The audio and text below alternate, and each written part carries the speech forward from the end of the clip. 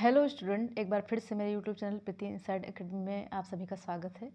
कैसे हैं आप सब? आई होप आप सभी अच्छे होंगे और पढ़ाई लिखाई में व्यस्त होंगे। तो आज मैं जो लेके आई हूँ वो एक जानकारी है जो कि एलटी ग्रेड पे अभी जो हाल ही में बीएड अनिवार्य किया गया है प्रवक्ता पे, जो कि यूपी में उत्तर प्रदेश में आपकी वैकेंसी आनी है। और इससे पहले कुछ चेंजेस हो रहे हैं, जैसे कि अभी हाल ही में बीएड अनिवार्य किया गया। पहले बीएड अनिवार्य नहीं था, लेकिन जो है प्रेफरेंस बीएड को दिया जाता था, लेकिन जो था जिसका सब्जेक्ट कॉम्बिनेशन बन रहा है वो सभी मतलब अप्लाई कर सकते थे।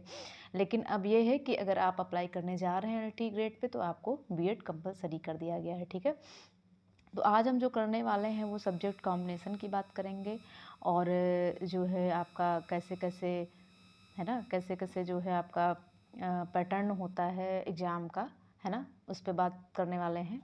और पहले क्या पैटर्न था एग्ज़ाम का, पहले कैसे एग्ज़ाम होता था, ये सभी चीज़ें आज हम डिस्कस करने वाले हैं। तो चलिए बारी बारी से शुरू करते हैं। तो सबसे पहले हम सब्जेक्ट कॉम्बिनेशन की देखेंगे। तो सब्जेक्ट कॉम्बिनेशन की अगर हम बात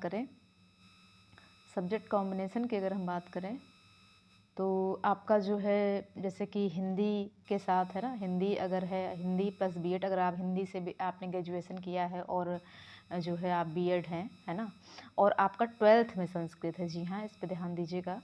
12th में अगर आपका संस्कृत है, ठीक है, तो अगर 12th में आपका संस्कृत है या फिर आपने बाद में किया हो तो फिर जो है आप एलटी ग्रेड पे हिंदी विषय में मतलब अप्लाई कर सकते हैं। ठीक है, तो ये हो गया आपका हिंदी का मतलब, हिंदी में ग्रेजुएशन हो, हिंदी ग्रेजुएशन में आपका हिंदी विषय हो, प्लस जो है आपका बीएड हो। ठीक है, और 12th में है ना, 12th में संस्कृत होना ज़रूरी है ना। तो वो तो खैर उसका ये भी है कि आप बाद में भी कोर्स कर सकते हैं। जैसे कि अगर मैं अपनी बात करूं तो मैंने डाला था, है ना, जिसे उत्तर मध्यमा परीक्षा कहते हैं, मैंने डाला था, लेकिन कुछ कारणवश मैं परीक्षा नहीं दे पाई थी।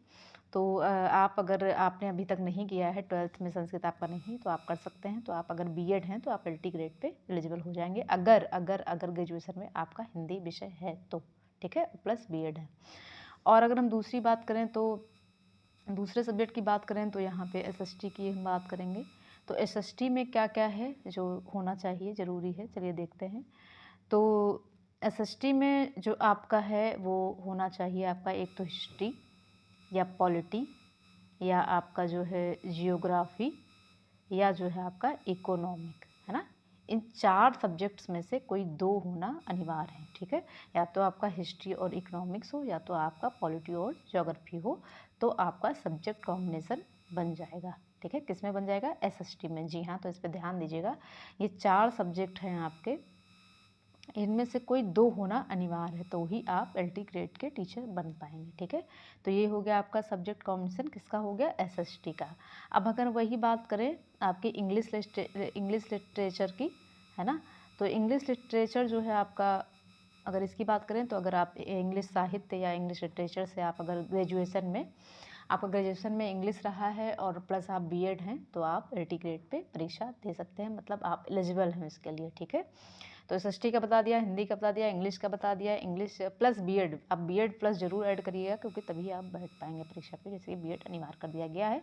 कहीं ना कहीं ये अच्छा भी है क्योंकि प्राइमरी से बाहर किया गया है, तो हम एक तरफ से कह सकते हैं कि ये हम लोगों के लिए जो है एक मतलब कह सकते हैं कि हमारे दुख को भरने की एक जो है मलहम का काम करेगा ये, है ना। लेकिन वही है कि जिसका सब्जेक्ट कॉम्बिनेशन बन पाएगा, क्योंकि सब्जेक्ट कॉम्बिनेशन का बहुत ज़्यादा मैंने देखा है लोगों को समस्या होती है। क्योंकि भाई पहले ये था कि कोई क्या होता है कि कुछ लोग अपनी लाइफ में क्लियर नहीं होते हैं ना, कुछ लोग अपनी लाइफ में क्लियर नहीं होते हैं, तो वो जो है ना धारा, कहते नहीं कि जिधर जिधर धारा जाती है वो पानी की तरह बहते रहते हैं, जिस तरफ बहाव ले जाए। तो जाते जाते कभी फिर बीएड पे जाते हैं, बीएड के बाद पता चलता है कि उनका सब्जेक्ट कॉम्बिनेशन नहीं बन रहा है। तो अभी तक तो ये था कि जिनका नहीं बन रहा है वो प्राइमरी टीचर बन सकते थे, लेकिन अब टीचर जैसे कि प्राइमरी से बाहर हो गया है तो उनके लिए थोड़ा समस्या हो जाती है। तो अब मेरा मानना ये है कि अगर सब्जेक्ट कॉम्बिनेशन नहीं बन रहा है तो सरकार को इसके साथ-साथ थोड़ा-सा ये एक और जो है सहजीकरण करना था, थोड़ा-सा और जो है छूट देनी थी कि वो बाद में मतलब अगर अगर आप बीएड हैं और आपका कोई एक सब्जेक्ट है और दूसरा नहीं है कॉम्बिनेशन, तो आप बाद में कोई ओपन यूनिवर्सिटी वगैरह से एक सब्जेक्ट में मतलब अपनी पात्रता कंप्लीट कर सकते हैं। ये कुछ एक मेरे ख्याल से मेरा जो मानना है, मेरा जो एक पॉइंट ऑफ व्यू है, आप बताइएगा कि आपका है। तो ये मुझे लगता है कि सरकार की तरफ से इतना छूट देनी चाहिए, क्योंकि भाई जैसे कि सबको अपना भविष्य नहीं पता होता है कि हम किस तरफ जाएँगे, है ना? और कहाँ-कहाँ जाते-जाते हम कहाँ चले जाते हैं ना, तो इसलिए हो जाता है ऐसा। कुछ लोग होते हैं जो बचपन से ही क्लियर होते हैं कि मुझे आईएएस बनना है, मुझे टीचर बनना है, मुझे डॉक्टर बनना है, तो वो अपना जो है कर ले जाते हैं। ख़ैर, इस पे हम ज़्यादा चर्चा नहीं करेंगे, अभी सब्जेक्ट कॉम्बिनेशन में है तो इस पे बात करेंगे। अब अगर हम बात करें, मैंने हिंदी की बात कर ली, मैंने एसएसटी की बात कर ली, मैंने इंग्लिश की बात कर ली, अब हम बात करेंगे साइंस की, ठीक है? तो साइंस की अगर हम बात करें, तो साइंस जो है सब्जेक्ट कॉम्बिनेशन अगर है, तो आपका जैसे अगर आप जो है बायो से अगर आप बनना चाहते हैं, बायो के टीचर बनना चाहते हैं, तो आपके लिए मतलब जीव विज्ञान और वनस्पति विज्ञान और जंतु विज्ञान, है ना? वनस्पति विज्ञान और जीव विज्ञान दोनों होने चाहिए लास्ट ईयर में, जी हाँ, मतलब बॉटनी और जूलॉजी, ठीक है? अगर आप बायो से मतलब एलटी ग्रेड पे टीचर बनना चाहते हैं तो बॉटनी और जूलॉजी दोनों आपके होने चाहिए, तभी आप टीचर बन पाएंगे, ठीक है? अब मैथ का अपना है ना? मैथ का क्या ही बताएं, मैथ का तो अपना सब्जेक्ट होता है, साइंस का मैंने बता दिया। अब कॉमर्स की बात करें तो कॉमर्स की बात है तो एलटी ग्रेड पे आपको मेरे ख्याल से अगर वो करूँ तो वाणिज्य विज्ञान जैसे कि 12th में होता है तो पीजीटी के लेवल पे आप दे सकते हैं, है ना? पीजीटी के लेवल के अगर आप कॉमर्स हो प्लस बीएड हैं तो, ठीक है? तो आप पीजीटी के लेवल पे दे सकेंगे, क्योंकि जैसे कि 12th में ही हमारा कॉमर्स होता है, उससे नीचे के स्तर पे नहीं होता है, ठीक है? तो ये हो गई आपकी सब्जेक्ट कॉम्बिनेशन। और संस्कृत का तो अपना ही है, संस्कृत का अपना अलग, अगर आप संस्कृत विषय में देना चाह रहे हैं तो संस्कृत विषय से ग्रेजुएशन में संस्कृत होना चाहिए प्लस बीएड होना चाहिए, ठीक है? तो ये मैंने जो है कुछ बता दिए हैं। अब अगर हम कंप्यूटर टीचर की बात करें, कंप्यूटर टीचर की अगर बात करें, तो कंप्यूटर टीचर अगर आप बनना चाहते हैं, है ना, प्रवक्ता बनना चाहते हैं, तो इसके लिए क्या होना चाहिए, इसके लिए आप अगर कंप्यूटर मतलब बीटेक किया है ना, इसके साथ अगर आपने कंप्यूटर साइंस में बीई किया है, ठीक है, या जो है आपका कंप्यूटर एप्लीकेशन के साथ एनआई, है ना, ये ध्यान दीजिए, NIEL एल एल, ये एल है, फिर से लिख दे रही हूँ, एल और आई और टी, है ना? तो इससे अगर आपने ए ग्रेड में, ध्यान दीजिएगा, ए ग्रेड में अगर आपने जो है इस कोर्स में अगर आपके स्नातक के साथ ए ग्रेड में अगर आपका सर्टिफिकेट है तो आप जो है कंप्यूटर टीचर बन सकते हैं। खास साथ साथ अगर आपने बीटेक किया है, बीई कंप्यूटर साइंस में ग्रेजुएशन किया है और जो है मतलब NIELIT से ए ग्रेड कोर्स के साथ अगर आपने स्नातक किया है तो आप कंप्यूटर टीचर बन सकते हैं। तो ये हमने कुछ सब्जेक्ट कॉम्बिनेशन समझ ली है। साइंस का समझ लिए, साइंस, हाँ, साइंस की अगर बात करें, बायो से मैंने बात की थी तो बायो अरे ये सब साइंस में ही आता है, लेकिन अगर बायो थोड़ा सा ऊपर हो जाता है तो उसके लिए माफ़ करना, मैंने साइंस लिख दिया था। साइंस की अगर बात करें तो फिजिक्स केमिस्ट्री आपका होना चाहिए, है ना, दोनों विषय के साथ। तो आपका फिजिक्स और आपका केमिस्ट्री, है ना, केमिस्ट्री, ये दोनों सब्जेक्ट आपके ग्रेजुएशन के लास्ट ईयर में होने चाहिए, तभी आप साइंस के टीचर बन सकते हैं। माफ़ करिएगा, वो मैंने जो वो जीव विज्ञान और वनस्पति विज्ञान जो बॉटनी जूलॉजी बताई थी वो बायो से बताई थी, क्योंकि क्या होता है कि बायो आगे जाके अलग हो जाता है ना, पहले बचपन में तो यही फिजिक्स केमिस्ट्री बायो यही सब पढ़ते हैं साइंस के अंतर्गत, है ना, तो वो थोड़ा सा ध्यान नहीं रहा उसमें, इसलिए माफ़ी चाहूँगी। तो यहाँ पर साइंस के लिए आपका जो है फिजिक्स केमिस्ट्री होना अनिवार्य है, ठीक है? और बायो के लिए मैंने क्या बताया था, जूलॉजी और बॉटनी आपके ग्रेजुएशन में होना है, तभी आप एलटी ग्रेड पे टीचर बन सकते हैं, प्लस बीएड है तो, ठीक है? प्लस बीएड मत भूलिएगा, क्योंकि बीएड अब जो है अनिवार्य हो गया है, ठीक है? तो अब हम चलेंगे आपके इसमें कितनी रिक्तियां हैं वो हमने इससे पहले भी इसमें बताया ही था, और जैसे कि 943 टोटल जो है वो मतलब पोस्ट हैं, है ना, रिक्त पद हैं।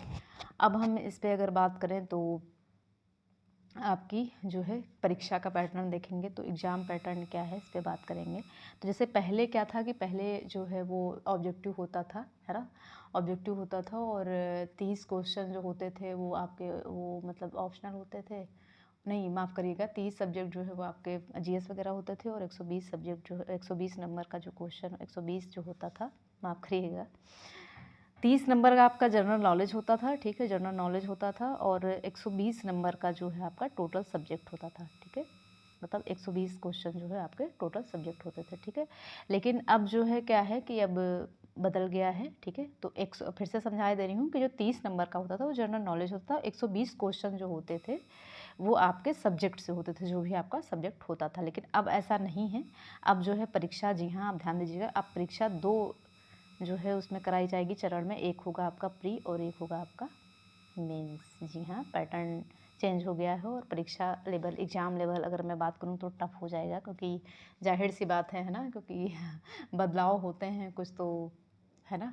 तो खैर ठीक है, इससे अच्छा ही है, जो अच्छे लोग होंगे वो टीचर बन पाएंगे, जो काबिल होंगे, जो है ना, जिनमें गुण, मतलब गुण होंगे शिक्षक के, और जिन्होंने योग्यता रखी होगी अपनी, और जो नहीं 1-2 नंबर से रह जाते हैं वो भी योग्य ही होती हैं, मेरे लिए तो होते हैं भाई, आपके लिए नहीं पता।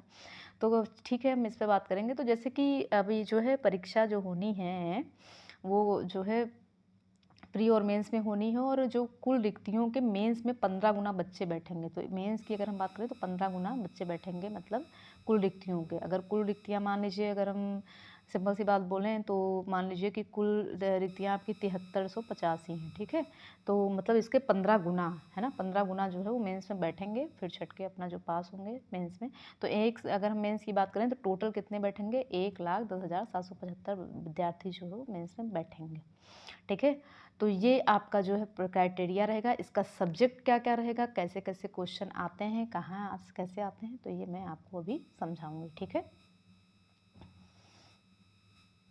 तो जैसे कि यहाँ पे लिखा हुआ है ना, LT ग्रेड वैकेंसी TGT। तो ये जो आपकी लिखी हुई है प्रवक्ता की तरह LT ग्रेड भर्ती अब 2 चरणों में होगी। तो यहाँ पे जैसे कि मैंने आपको वहाँ समझा ही दिया था कि प्री और मेंस 2 चरण होंगे। चरण प्रारंभिक व मुख्य परीक्षा के बाद घोषित किया जाएगा चयन परिणाम। तो इसको जूम करके थोड़ा आप देखना चाहें तो देख सकते हैं। तो जैसे कि इस तरह अब 2 चरणों में हुई परीक्षा, और मतलब उसके बाद ही परिणाम जारी किया जाएगा। अब इसको हम देखते हैं कि इसका जो एग्ज़ाम पैटर्न है वो क्या क्या है, प्रीलिम्स का क्या है और मेंस का क्या है, इसको हम बारी बारी से समझेंगे। तो पहले हम देखेंगे प्रीलिम्स का, मतलब जो प्रारंभिक परीक्षा होती है। तो इसमें जो है आपका सब्जेक्ट और क्वेश्चन और ये नंबर आपके हो जाएंगे। तो जो सब्जेक्ट होगा ये आपका ऑप्शनल होगा, जो कि 80 नंबर का होगा, मतलब प्रीलिम्स में, और ये नंबर जो इसके होंगे वो 200 नंबर का पेपर होगा। GS जो है आपका वो 40 नंबर का हो जाएगा, जो कि 100 नंबर का होगा। 40 क्वेश्चन होंगे आपके और 100 नंबर का होगा। टोटल जो है वो 120 होंगे 300 नंबर के, ठीक है। तो आपको समझ में आ गया होगा कि प्री में क्या क्या पूछा जाएगा। ऑप्शनल पूछा जाएगा, जो आपका ऑप्शनल मतलब जो भी आपका सब्जेक्ट है वो 80 नंबर का पूछा जाएगा, माफ़ करिएगा 80 क्वेश्चन उसमें आएंगे और वो 200 नंबर का होगा।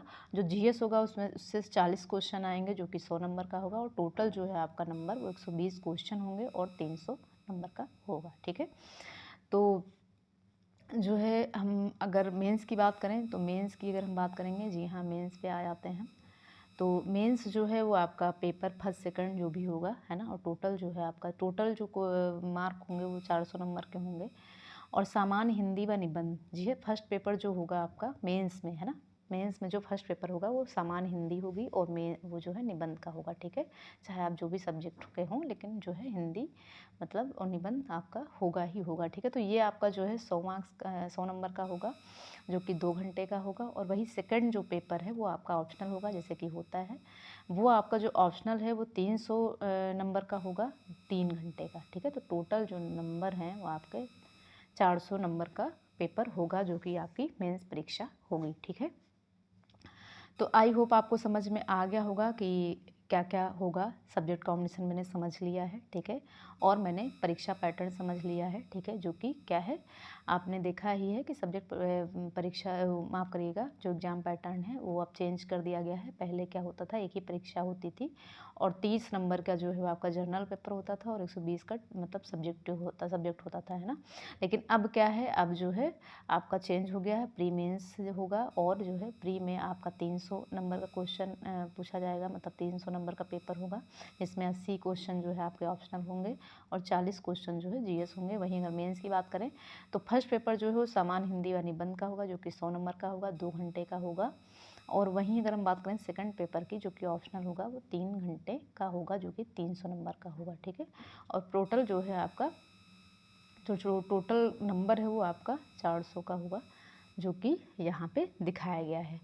तो आई होप आपको जानकारी अच्छी लगी होगी, और जो नहीं समझ में आया होगा प्लीज़ पूछिएगा बिना झिझक के, कमेंट में बताइएगा कि कैसा लगा जानकारी। और कोई अगर आपको संशय है और जो है मतलब आपको कुछ ना समझ में आया हो तो आप कमेंट करके बताइएगा, तो उसकी समस्या का समाधान किया जाएगा।